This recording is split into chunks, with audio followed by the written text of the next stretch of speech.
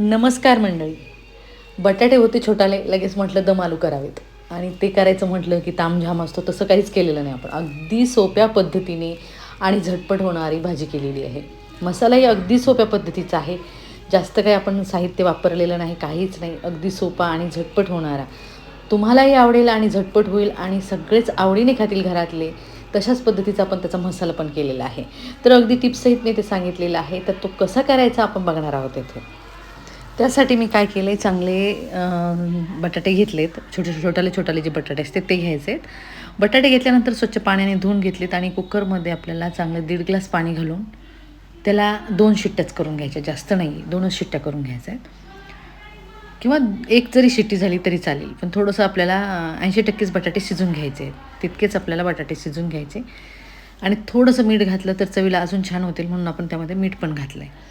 झाकण लावून आपल्याला कुकरच्या चांगल्या 2 शिट्ट्या होऊ द्यायच्यात आणि 2 शिट्ट्या झाल्यानंतर आपण कुकर उघडून बघणार आहोत की आपले बटाटे कसे शिजलेत ते. तर इथे तुम्ही बघू शकता बटाटे शिजून झालेत आणि आपली म्हणजे जास्त नरम नाही, गाळ जशी असते ना तसे नाही करायचे. तर 80% आपण बटाटे शिजून घेतलेत. त्याचे घ्यायचे आहेत आपल्याला साल काढून. साल काढून घेतल्यानंतर आपल्याला पूर्ण बटाट्याचे साल काढून घेतल्यानंतर एका बाउलमध्ये ते काढून घ्यायचे आहेत. तर अशाच प्रकारे मी पूर्ण बटाट्याचे साल काढून घेते. तर आपण एका बाउलमध्ये त्याला काढून घेतल्यानंतर म्हणजे एका प्लेटीमध्ये काढून घेतलं आहे आणि आता आपल्याला बटाट्याला काय करायचं, स्पूनच्या साहाय्याने, चमच्याच्या साहाय्याने आपल्याला त्याला छोटे छोटे छिद्र पाडून घ्यायचे. आपल्याला स्पून यासाठी छिद्र पाडून घ्यायचे त्याला. ज्यावेळेस आपण मसाल्यामध्ये फ्राय करतो त्यावेळेस ते मसाला आतपर्यंत गेला की चवीला छान लागतो. त्यामुळे थोडंसं फ्राय करताना तो आपल्याला चवीला छान लागेल. तर हे झाले पूर्ण आपले तयार बटाटे. नंतर करायची मसाल्याची तयारी. तर अगदी सोपी आहे. 1 टोमॅटो घेतला, 1 कांदा घेतला आहे आणि 10 ते 12 मी इथे लसूण पाकळ्या घेतल्यात. आलं असेल तर आलं पण घ्या. माझ्याकडे नव्हतं आलं म्हणून मी घेतलेलं नाही. नसेल तरी चालेल, काही प्रॉब्लेम नाही. तर ही झाली आपली पेस्ट तयार करून. नंतर घ्यायचं एका कढईमध्ये चांगलं 2 ते 3 चमचे तेल घालायचं आपल्याला. त्याचा रंग, चव आणि छान आला पाहिजे त्यासाठी आपण 2 चमचे मी इथे मोजून तेल घातलेलं आहे. थोडंसं अजून घातलं तरीही चालेल.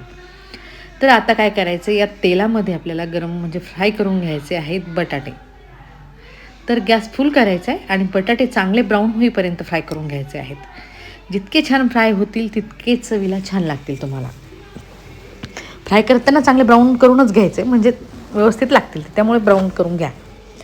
तर एकसारखं हलवत राहायचं आणि आपल्याला चांगले फ्राय करून घ्यायचं आहे. आपण उकडताना मीठ घातलेलं होतं त्यामुळे फ्राय करताना मीठ घालण्याची गरज नाही आहे. तर हे चांगले बटाटे ब्राऊन होत आहेत म्हणजे रंग बदलत आहे बटाट्याचा आणि त्या स्टेजवरती आपल्याला बटाटे घ्यायचे आहेत काढून, म्हणजे चांगले ब्राऊन झाल्यानंतर. तर तुम्ही इथे बघू शकता मस्त ब्राऊन झालेत आणि म्हणजे फ्राय करून झालेत. त्यामुळे आपण एका प्लेटीमध्ये त्याला काढून घेतो आहे आणि त्याच तेलामध्ये आपल्याला आता भाजी करायची आहे. तर भाजी करण्यासाठी तितकंच तेल ठेवायचं किंवा थोडंसं घातलं तरी चालेल. तर मी 5 ते 6 मिरे, 2 लवंग, 1 तेजपान, दालचिनी, स्टारफूल आणि तेजपान आणि कांदा घातलेला आहे. व्यवस्थित आपल्याला पूर्ण हे साहित्य टाकायचं आहे. टाकल्यानंतर आपल्याला कांदा चांगला आणि मसाले चांगले फ्राय करून घ्यायचे.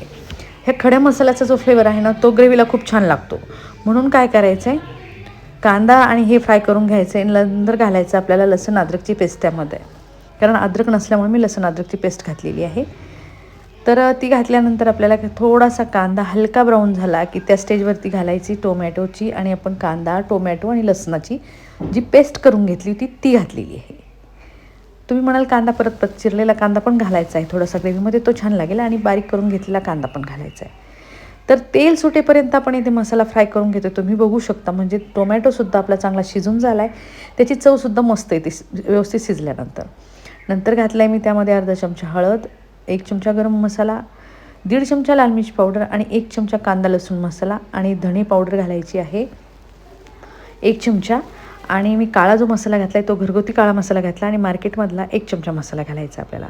असे 2 प्रकारचे मी आवडीनुसार मसाले घातलेले आहेत. तुम्ही जे आवडत असतील ते मसाले तुम्ही घालू शकता. व्यवस्थित मसाले तेल सुटेपर्यंत, चटचटीत होईपर्यंत आपल्याला फ्राय करून घ्यायचे.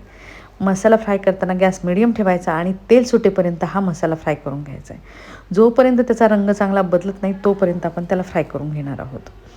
तर थोडंसं पाणी घालायचं आहे म्हणजे मसाले जळाले नाही पाहिजे आणि चटचटेपर्यंत, तेल सुटेपर्यंत आपण त्याला फ्राय करून घेऊ. तर आता तेल सुटल्यानंतर आपल्याला चवीनुसार त्यामध्ये घालायचे मीठ. मीठ घातले परत एकदा मसाले चांगले फ्राय करून घ्यायचे. जितका मसाला छान फ्राय होईल तितकं छान तुमची भाजी होईल.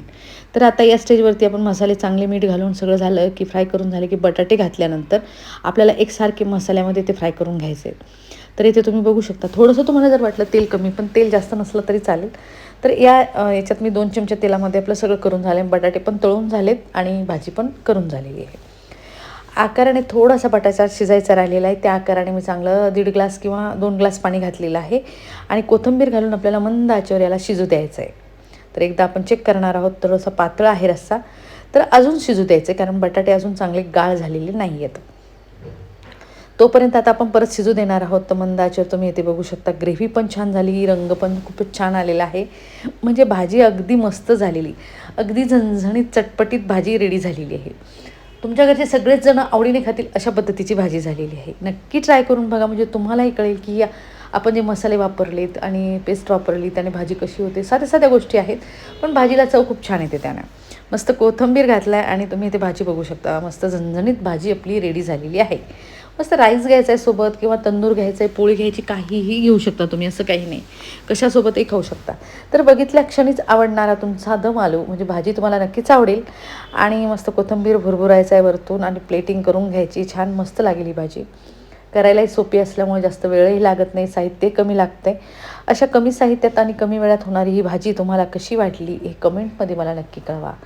तुम्हाला जर हा माझा व्हिडिओ आवडला असेल आणि तुम्ही माझ्या चॅनलवर नवीन असाल तर माझ्या चॅनलला सबस्क्राईब, लाईक, शेअर, कमेंट करायला विसरू नका. तर चला भेटूया अशा सोप्या सोप्या आणि झटपट होणाऱ्या रेसिपीसोबत. तोपर्यंत बाय.